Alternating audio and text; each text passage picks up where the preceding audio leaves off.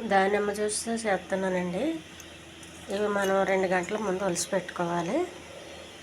మనకి పొద్దున్నే ఒలవడానికి టైం లేదనుకుంటే నైట్ ఒలిసి పెట్టుకోవాలండి. ఫ్రిడ్జ్లో పెట్టొద్దు. మూత పెట్టి బయట వదిలేయాలి.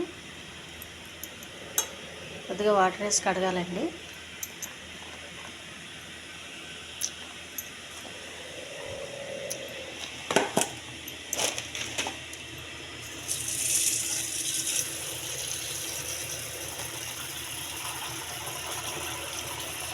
శుభ్రంగా ట్యాప్ వాటర్తో కడిగి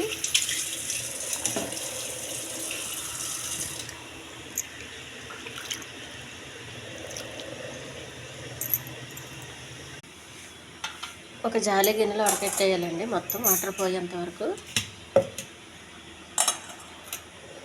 మిక్సీ జార్లో వేయాలి.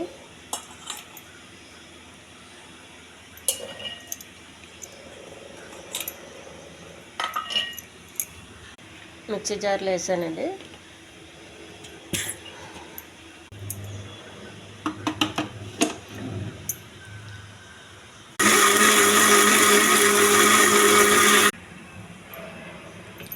మిక్స్ అయ్యిందండి.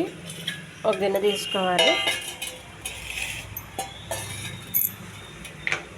ఒక జాలి తీసుకోవాలి.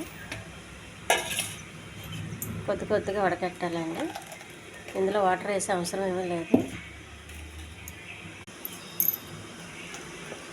ఇవి వైట్ గింజలు అవి కలిసి ఉన్నాయండి.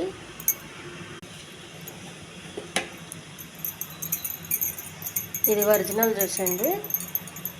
వాటర్ ఏమి వేయద్దు. ఇంకా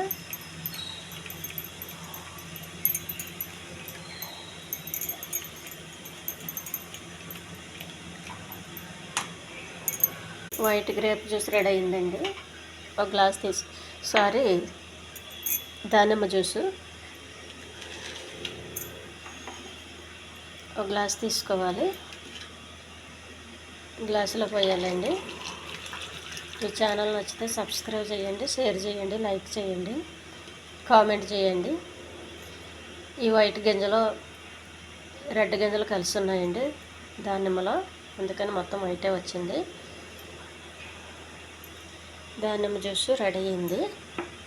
ఈ ఛానల్ నచ్చితే సబ్స్క్రైబ్ చేయండి, షేర్ చేయండి, లైక్ చేయండి, కామెంట్ చేయండి. ఇది వచ్చిన పిప్పి అండి. ఈ పిప్పిని పడేయద్దు, మొక్కలకు వేసేయండి. మొక్కలు చాలా బలంగా పెరుగుతాయి. గులాబీ చెట్లు కానీ, మామిడి చెట్లు కానీ, మల్లె చెట్టుకు కానీ వేసేయండి. మల్లె చెట్టు ఇప్పుడు సీజన్ కాబట్టి పువ్వులు పోయడానికి చాలా బాగుంటుంది.